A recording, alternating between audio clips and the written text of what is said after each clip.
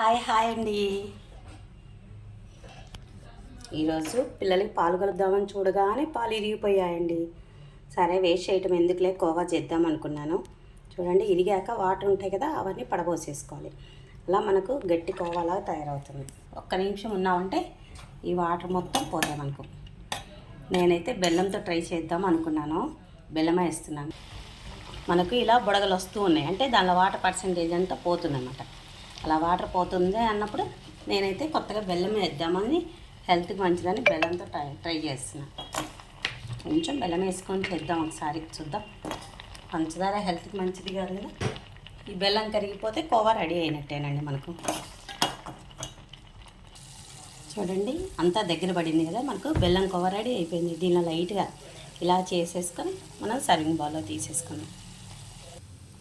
Home made khoa ready అయిపోయింది. అంతేనండి. కాకపోతే హాఫ్ లీటర్కి 100 గ్రాములు అంత వచ్చేస్తుంది మనకు. అంతే.